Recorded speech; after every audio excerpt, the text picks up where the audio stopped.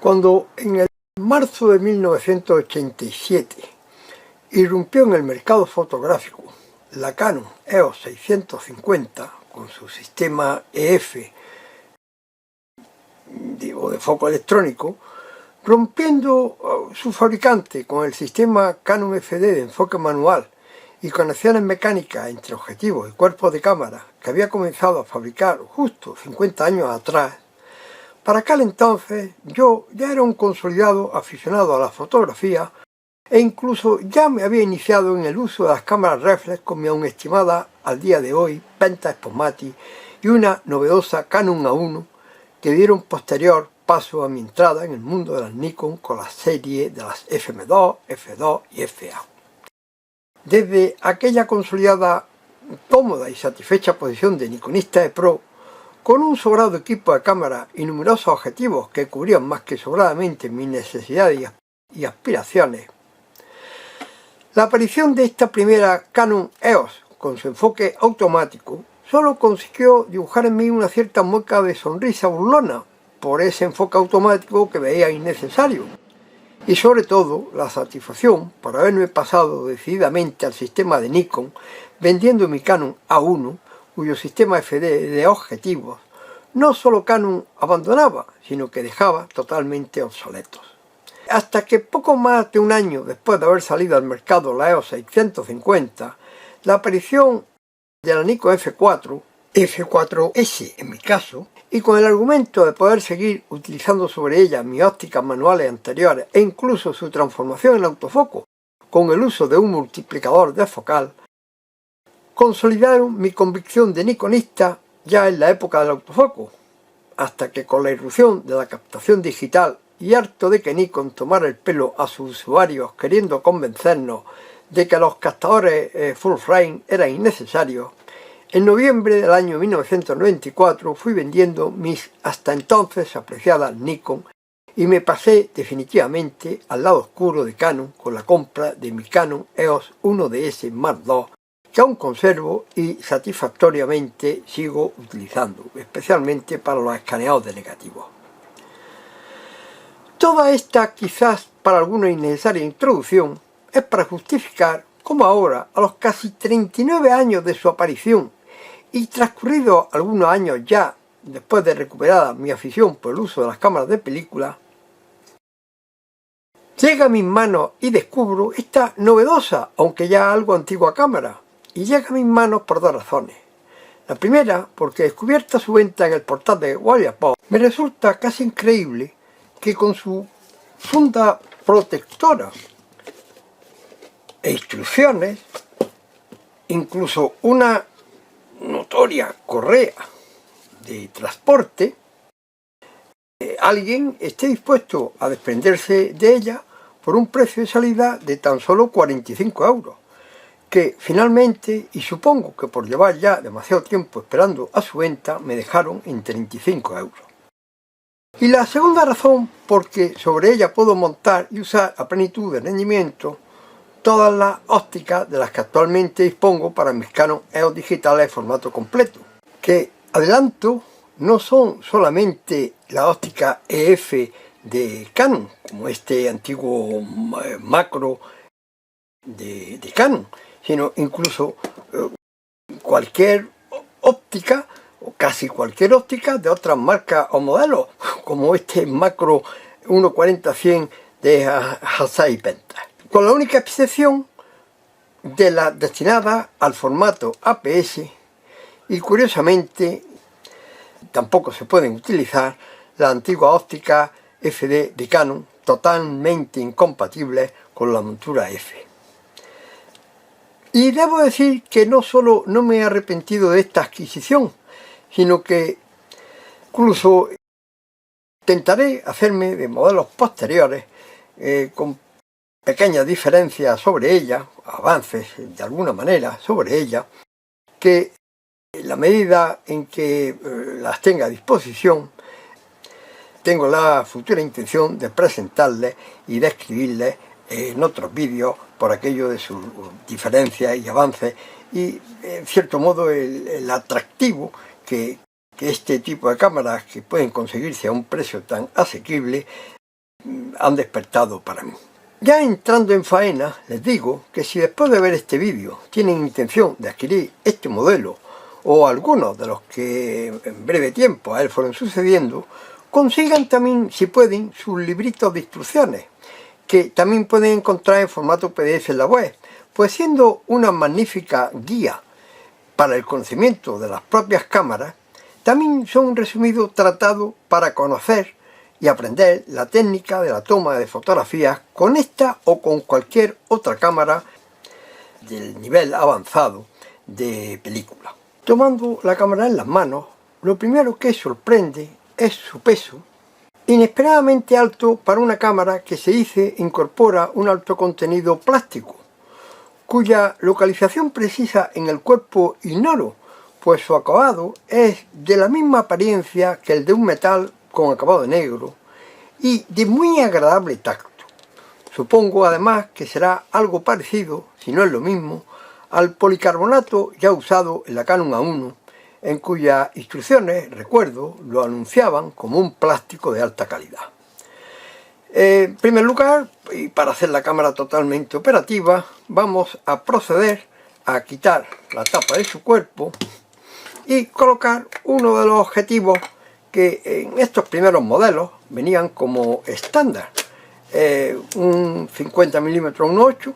que no adquirí con la cámara, sino que lo había adquirido ya también de segunda mano muchos años antes, cuando me incorporé al sistema de Canon con mi primera Canon digital, como les he comentado. A partir de aquí la cámara empieza a ser operativa una vez que la activemos. Y sea por el hábito de las cámaras utilizadas anteriormente o por lo bien pensados y distribuidos que están sus controles, una vez colocada su indispensable pila, ya que todo su funcionamiento y control se basa en la electrónica, y pila que se alberga en su base, accediendo a ella una vez retirado el saliente de su empuñadura, llevando ya con la pila puesta el mando de encendido situado a izquierda del visor, inicialmente situado sobre una L, a la posición A, se activa la cámara y ya tenemos operativa, señalándolo en su pantalla de cristal líquido, que en este caso está en modo manual, que es indicado por una M, dispuesta para un solo disparo y enfoque, en este caso, pues manual, puesto que el objetivo lo teníamos marcado en manual. Si lo pasamos a AF, veamos que pasa a enfoque automático one shot, un solo disparo, y enfoque único, un solo disparo y enfoque único. Presionando el botón Mode situado a izquierda del panel superior y girando hacia los lados la rueda selectora que tenemos en el lateral derecho y que da acceso a todos los controles en conjunción con algunos de los botones de la cámara, vemos un acceso directo a los modos M, donde inicialmente la hemos encendido, la hemos activado, el siguiente P de programa, TV de prioridad a la velocidad, AV de prioridad al diafragma y un singular modo denominado DEPTH, podría yo leer, que nos permite, y por su singularidad aquí sí que hay que recurrir a las instrucciones, tomar nuestras fotografías asegurando en lo posible un determinado ámbito de profundidad de campo, es decir, suficiente enfoque y nitidez aparente en todas las personas u objetos que deseemos incluir en nuestro encuadre. Observemos que en los objetivos EF de Canon no existe rueda selectora del diafragma, siendo este únicamente controlado desde la cámara y electrónicamente en las posiciones del modo manual. Nos aparece el diafragma, o AV de prioridad de diafragma, y visible solo por el interior del visor el número LED en las posiciones de programa, prioridad de velocidad, TV o ya en el momento del disparo, cuando se hayan seleccionado los extremos del encuadre cuya nitidez aparente queramos mantener si mantenemos el modo de prioridad de profundidad de campo. Si pasamos, por ejemplo, al modo programa, en el que vemos que simultáneamente aparecen las informaciones de velocidad que la cámara por ese programa propio va a establecer con arreglo al diafragma correspondiente según la luz disponible y las circunstancias del disparo. El botón situado a la izquierda del panel superior, denominado como exposición compensada, nos servirá para compensar la exposición automática de la cámara, funcionando en todos sus modos de exposición, no teniendo a mi modo de ver mucho interés si estamos utilizando el modo manual, permitiéndonos establecer hasta 5 pasos de sobre o subexposición según giramos la rueda hacia un lado o hacia el otro. Nos aparece el signo más menos y con el simbolito del más menos para indicarnos que vamos a introducir una compensación de diafragma sobre la exposición como promedio correcto se supone nos establece la cámara. Si queremos anularlo, pues lo llevamos a 0 y desaparece la marca del más menos de que tenemos corregido el diafragma a exponer. En el caso de que llegara a superar el ámbito de la exposición la compensación elegida, en ese caso, cuando fuéramos a encender la cámara y fuéramos a intentar disparar, nos aparecería un parpadeo de este elemento. El símbolo inmediatamente por encima del mando rotatorio de encendido, un circulito con una raya atravesada, horizontal, nos señala la posición exacta de la película dentro de la cámara. Solo se me ocurre que tenga validez si desconfiamos de la efectividad del enfoque automático de la cámara y lo queremos comprobar haciendo uso de una cinta métrica o un telémetro exterior. Si al proceder al encendido y puesta en marcha de la cámara, en lugar de girar el mando de encendido a la posición A, lo giramos hasta enfrentar la posición señalada por un pequeño rectángulo de color verde, habremos activado una especie de botón del pánico, al que algunos llaman botón para tontos, o posición para tontos, sin que signifique ser necesariamente tonto para querer olvidarnos de todo el funcionamiento de la cámara y que sea esta quien tome las decisiones mientras nosotros nos limitamos al encuadre y toma de nuestras fotografías. Pues la cámara, en esta posición del rectángulo verde, tomará nuestra foto de modo desasistido al apretar el disparador siempre que ello sea posible y confirmando conseguido el foco con un solo pitido, apareciendo en el visor el diafragma y la velocidad que el programa ha elegido, y pitando repetidas veces sin disparar si considera que con la luminosidad disponible no se alcanzan las adecuadas condiciones para conseguir una exposición o enfoque correcto, invitándonos en ese caso al uso de un flash que nos proporcione luz adecuada para la exposición, y si el flash es también adecuado para ello, nos hará posible incluso el enfoque automático o, si no lo es, tendríamos que pasar al enfoque manual. Y si hubiéramos sobrepasado la posición A al girar hacia la izquierda el mando de encendido, de activado, estaremos accediendo a un modo de disparo similar al de la posición A, pero que nos regalará continuos pitidos si el enfoque o la exposición correcta no puede lograrse, sonando un único pitido cuando todo funciona bien. Siendo lo hasta aquí expuesto el funcionamiento más aparentemente visible y simplificado de la cámara, es de señalar que esta cámara dispone de bastantes más opciones. A las más accesibles se accede con el botoncito que encontramos en lo alto del respaldo a mano derecha, fácilmente accesible con nuestro dedo pulgar, con el que estaremos sujetando la cámara apoyado en su leve saliente posterior. Apretándolo tendremos acceso a que la medición de la exposición correcta en cualquiera de los modos de exposición se concentre de modo parcial en el circulito levemente marcado al centro del visor, ya que de no hacerlo, se supone que la exposición evaluará la luminosidad de todos los elementos que aparezcan en el encuadre a modo de lo que antes en otras cámaras se dio en denominar medición matricial, como en su día, con anterioridad, yo conocí en la Nikon FA. Aún en el exterior de la cámara, en su lateral izquierdo, según lo usamos, por debajo del botón que nos permite desbloquear el giro del objetivo, y en el lateral del saliente que soporta el objetivo, el botón marcado con una M nos permite acceder a modificar el diafragma del objetivo cuando tenemos seleccionado el modo manual. El botón sobre el anterior, al presionarlo, cerrará de manera electrónica el diafragma al valor en ese momento seleccionado, lo que, oscureciendo el visor,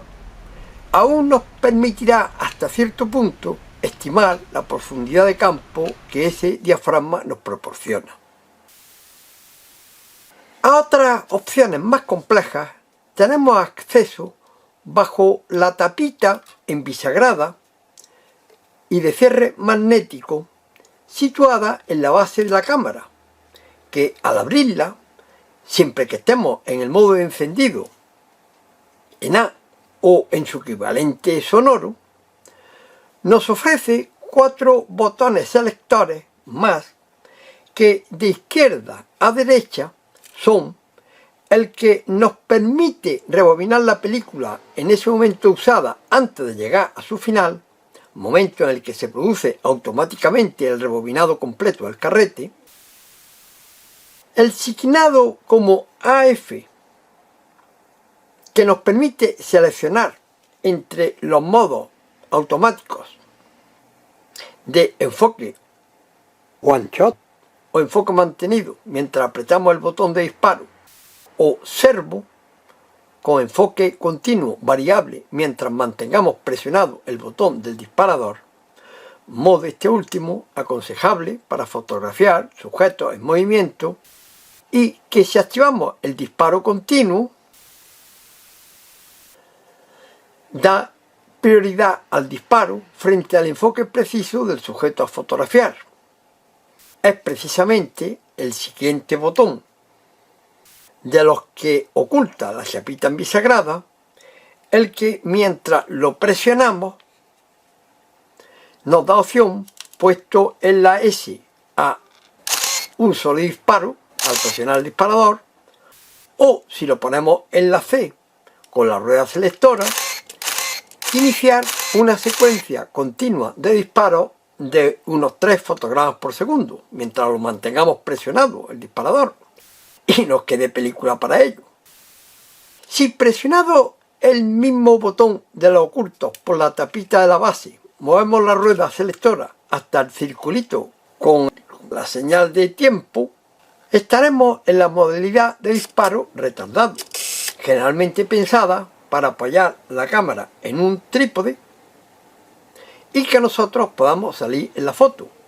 con un retraso de unos 10 segundos entre apretar el disparador y tomarse la fotografía, y con una señal luminosa en el frente de la cámara que se acelera en los instantes inmediatos al disparo. El siguiente botón oculto por la tapita en la base del respaldo es el comprobador de la pila, que al presionarlo nos muestra en la pantalla superior 3 rayas si la carga es suficiente para un funcionamiento correcto y sin sorpresas, 2 si ya empieza a agotarse, y nos advierte que debemos tener pila de repuesto preparada, y 1 o ninguna rayita cuando la carga es insuficiente y la cámara no va a funcionar correctamente. Por último, en cuanto a controles disponibles, la presión simultánea de los 2 botones centrales de los ocultos por la tapa nos dará acceso a establecer o forzar manualmente la sensibilidad de la película a exponer, con primacía sobre lo que hayan podido leer y establecer de modo automático los sensores internos para leer los códigos de sensibilidad de la película cuando el carrete en uso dispone de los mismos. Precisamente, si abrimos el respaldo de la cámara, para lo que como medida de seguridad tendremos que o bien usar las dos manos simultáneamente para poder apretar el botón que aparece en su borde izquierdo y desplazar hacia abajo la deslizadera del mismo, o conseguir con cierta habilidad hacer ambos movimientos secuenciales con el mismo dedo, lo primero que veremos son los sensores para leer los códigos del carrete, situados al fondo del receptáculo del mismo. A continuación, el obturador metálico de desplazamiento horizontal, cuyo contacto siempre deberemos evitar por ser elemento muy delicado, y la zona de enrollado de la película a la derecha, preparada para el enganche automático de la película sin más requisito que el de superar ligeramente con su extremo la señal naranja que aparece y asegurarnos que las perforaciones coinciden con los salientes del cilindro guía del enrollado, con lo cual al cerrar la tapa y si ya está activada la cámara, los mecanismos conjugados dispuestos en la tapa y sistema de arrastre mecanizado que dispone la cámara iniciarán el enrollado hasta el primer fotograma. Antes de cerrar para que se inicie el proceso, podemos observar la metálica tapa de presión de generosas dimensiones y la ventana para que se vea desde el exterior el carrete que hemos colocado con sellado perimetral que evite el paso de la luz al interior de la cámara, así como fleje metálico que sujetará y evitará movimientos del carrete que hemos colocado. Señalemos también la existencia de unos contactos eléctricos cuya función sin duda será la de establecer conexión a un respaldo supletorio. Después veremos que existían dos, cuya función es completa, realmente ignoro por no disponer de ninguno de ellos. Al cerrar la cámara, si está encendida y ya colocado en posición nuestro carrete, veremos, nos aparece un momento la sensibilidad que han detectado los sensores en el carrete y que la cámara queda lista para el disparo en la modalidad que hayamos seleccionado, con indicación del fotograma a exponer, velocidad de la exposición y diafragma correspondiente. Observemos que ahora, al apagar la cámara, volviendo el selector de activación a la posición L, en la pantalla superior aún se siguen mostrando visibles la señal de carrete cargado y el número del fotograma a exponer.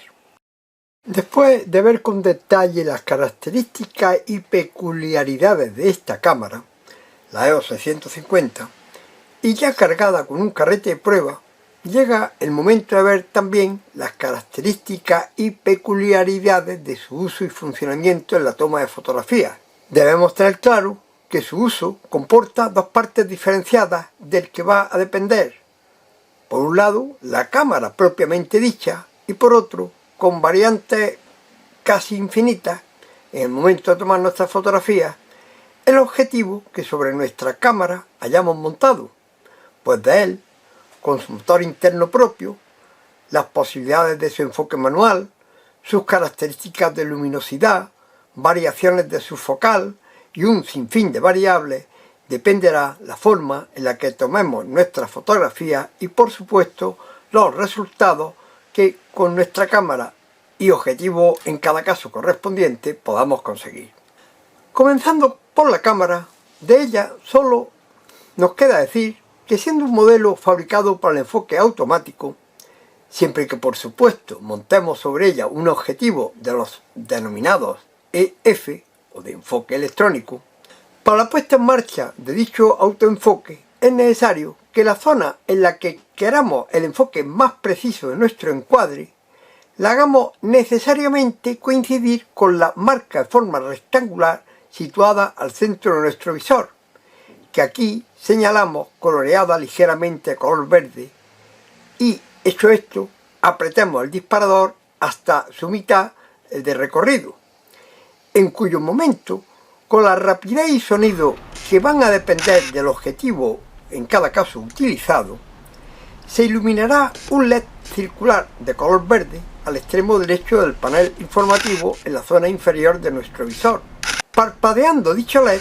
si por falta de luminosidad o contraste el punto elegido para el enfoque este no se consiguiera, y quedando iluminado y fijo en cuanto se consigue un enfoque preciso, dándonos paso a apretar a fondo el disparador para la toma de nuestras fotografías. Hay que decir que de cara al mejor contraste, el objeto o los objetos en los que se sitúe el rectángulo de enfoque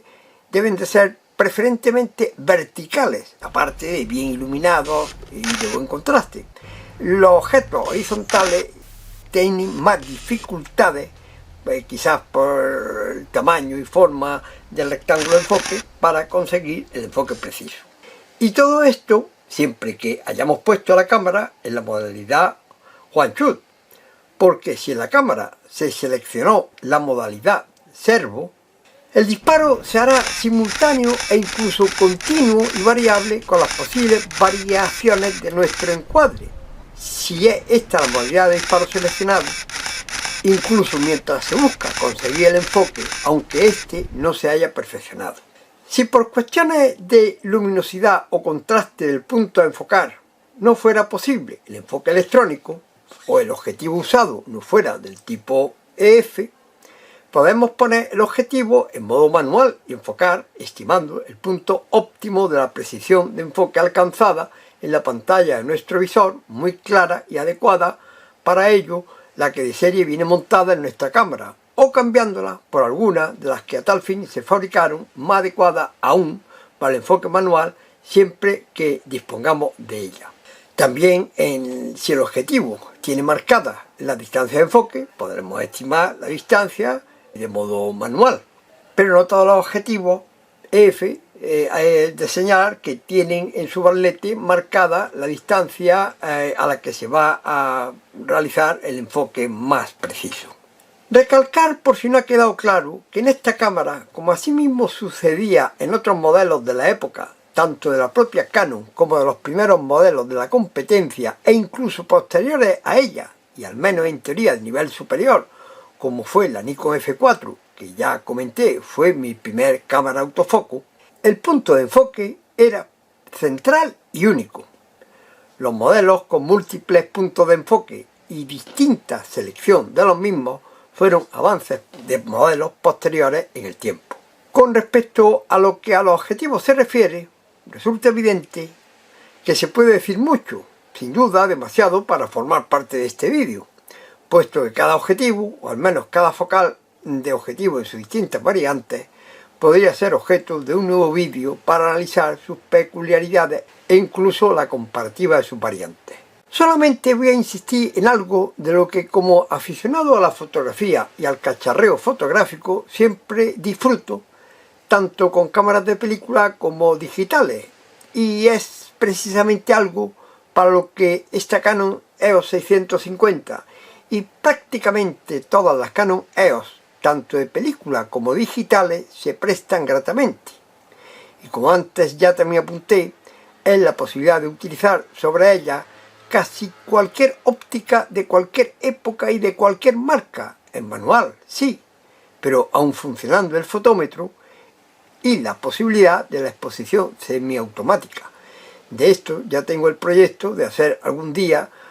con más detalle, un entretenido vídeo de su uso, rendimiento e incluso comparativa de resultados de distintas ópticas de muy diversas procedencias y épocas. Y como, a pesar del buen concepto, satisfacción y agrado que me ha transmitido esta cámara, que no sé si también le he sabido comunicar, les dejo también constancia, para terminar este vídeo, de lo que considero sus limitaciones y características menos afortunadas, que si no llegan a ser propiamente defectos, sí que son detalles que hubieran sido, a mi parecer, manifiestamente mejorables y hubieran optimizado su funcionalidad sin cambiar la esencia de su concepto ni menoscabar sus positivos avances. Lo primero que considero mejorable es el cambio o sustitución de la pila indispensable para su funcionamiento. No voy a cuestionar si dicha pila del llamado tipo 12R5 de 6 voltios es la mejor elección posible o podía haberse sustituido por un conjunto de las más habituales AA o AAA. Aun aceptando que su tamaño, voltaje, capacidad y rendimiento sea el adecuado, su inserción o sustitución, que conlleva desmontar la empuñadura con el necesario uso de moneda o similar para desatornillar el tornillo de cabeza ranurada que la sujeta y tener acceso al hueco para su inserción en la base de la cámara, volviendo a reponer la empuñadura y atornillar de nuevo mediante moneda el tornillo de sujeción, considero que todo ello es maniobra lenta y complicada, especialmente si hemos de llevarla a cabo cuando dicha pila se nos agota en el transcurso de una toma de fotografía de secuencia de hechos de difícil repetición. Mejorable también, al menos para los usuarios que procesan sus propios negativos, que inevitablemente la cola del carrete quede siempre al interior del mismo cuando se produce su rebobinado, agradeciendo a los que procesamos nuestros negativos que un extremo de la cola pueda quedar fuera del chasis. De absurdo, considero yo, que en este inicial modelo EOS 650 no exista conexión alguna para cable disparador, necesitando sustituir su empuñadura por otra con conexión eléctrica si quiere disponer de dicho cable disparador, empuñadura y conexión que, si bien poco después se suministraba de serie con el modelo EOS 620, en el modelo base de la EOS 650 es inexistente. También se echa en falta una conexión tipo PC para flash, que asimismo tampoco se incorporaba en el referido modelo 620. En resumen, y pese a los detalles expuestos que hubieran sido fácil y manifiestamente mejorables, considero que la EOS 650 es una cámara que, si en su día fue innovadora y hasta tecnológicamente rompedora con el pasado, pienso que al día de hoy mantiene vigente su atractivo y funcionalidad, dando por mi parte especial relevancia y mérito a la buena conservación que tanto los materiales de su construcción como la electrónica que la hace funcionar han mantenido a lo largo de los 39, ya casi 40 años de su existencia. Y que si a todo esto unimos el precio por el que al día de hoy pueden encontrarse estas cámaras, aún la hacen más que merecedora de su adquisición, uso y actual disfrute. Termino, como siempre, diciéndoles que si les gustó el vídeo y conseguí al menos entretenerles y quizás descubrirle algo nuevo, no dejen de dar su aprobación y suscribirse a mi canal. Canal Marjos, lista de reproducción, cámaras de ayer, fotos de siempre. Muchas gracias.